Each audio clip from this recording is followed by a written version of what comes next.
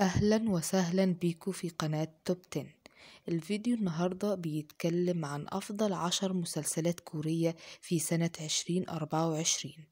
رقم 1، مسلسل ملكة الدموع. بيحكي المسلسل عن قصة حب معجزة بين سيدة أعمال متعجرفة ومتكبرة، بس هي الست تمام يعني، وزوجها الرجل العصامي اللي بينتمي إلى عيلة وبلد صغيرين، وإزاي هيواجهوا التحديات سوا ويرجعوا يحبوا بعض تاني.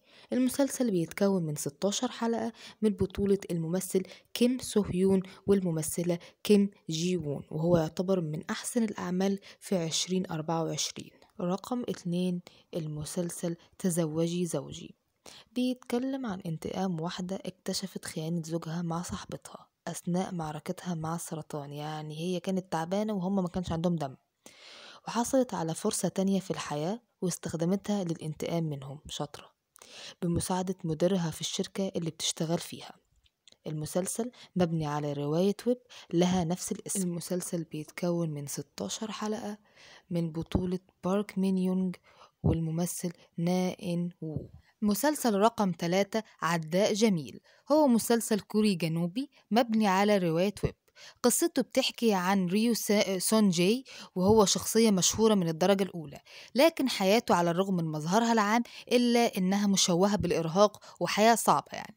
وإم سول معجبة متحمسة جدا بسون جاي ومغرمة بالموسيقى بتاعته جدا، ولكن لما بيموت هتحس هي بالحزن الشديد، وهيتدخل القدر فينقلهم هما الاتنين للماضي لمدة 15 سنة لورا، لما كانوا هما الاتنين في المدرسة الثانوية، وهي طبعا هتستغل الفرصة علشان تغير قدرها. المسلسل متكون من 16 حلقة بطولة بيون ووسوك وكيم هي يون. المسلسل حلو، فيه طابع كوميدي شوية مع رومانسية، يعني هو لذيذ خفيف شوية. رقم 4، مسلسل متجر القتلة. بيتكلم عن طفلة صغيرة اسمها جونج جي، اتقتلوا أبوها وأمها في يوم جنازة جدتها، ما فضلهاش غير عمها اللي يربيها اسمه جونج جين.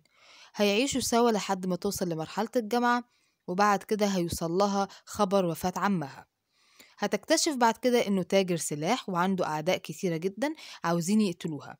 هتبدأ هي تهرب منهم وتنقذ نفسها بالتدريب اللي عمها دربه لها. المسلسل من بطولة لي دونج ووك وكيم هاي جون، وهو بيتكون من 8 حلقات. رقم 5، مسلسل عندما يرن الهاتف. مسلسل جديد يعتبر هو مسك الختام بالنسبة ل 2024. بيتكلم عن أصغر متحدث باسم الرئاسة في كوريا الجنوبية، واللي بيتعرض زواجه اللي دام 3 سنين إلى حالة من الاضطراب لما بيتم اختطاف زوجته، وهي البطلة، وهي مترجمة لغة إشارة، وأحداث تانية كتير مشوقة مش عاوزة أحرقها على اللي لسه ما شافش المسلسل. المسلسل بيتكون من 12 حلقة بطولة يو سيوك وتشي سو بين. رقم 6، مسلسل قاضية من الجحيم.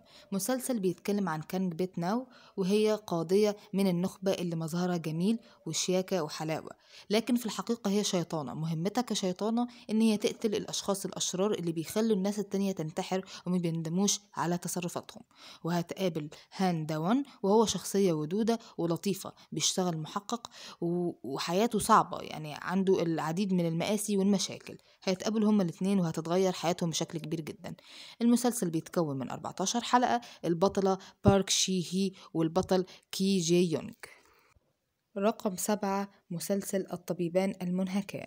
بتدور أحداث المسلسل عن قصة حب بين نام هانول ويو جيونغو. مش لازم نركز على الأسامي قوي، هما برضو كوريين يعني مش عرب، اللي كان عندهم طموح وأهداف ودخلوا في حالة ركود، يعني زهقوا وسابوا شغلهم كدكاترة وبدأوا يعيشوا حياتهم في سطح بيتهم ويحققوا كل اللي هم نفسهم فيه واللي منعتهم الدراسة من تحقيقه. المسلسل بيتكون من 16 حلقة بطولة الممثلة بارك شين هاي وبارك هيون. رقم 8، مسلسل لعبة الهرم.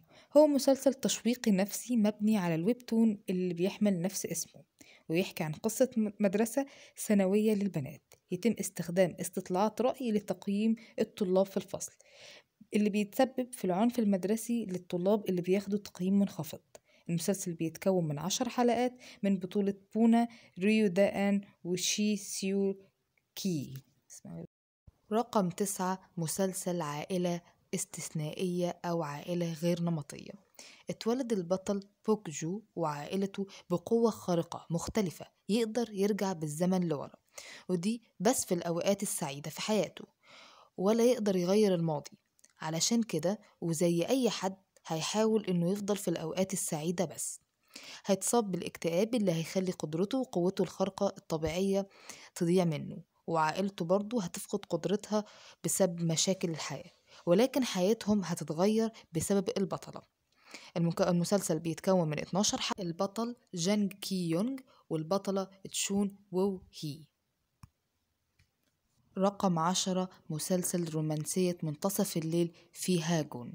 بيتكلم المسلسل عن قصة حب دافية لمعلمة كانت بتساعد طالب في المدرسة وهو البطل علشان يتقبل في جامعة من الجامعات المرموقة. بعد كده يرجع للمدرسة ولكن كمدرس مبتدأ بعد استقالته من شركة كبيرة علشان يرجع للحب الأول. المسلسل بيتكون من 16 حلقة بطولة جونج ريو وون وويوي هاجون. وبكده يكون خلص الفيديو بتاعنا. ما تنسوش تكتبوا في الكومنتات ايه اسماء المسلسلات اللي حبيتوها في 2024.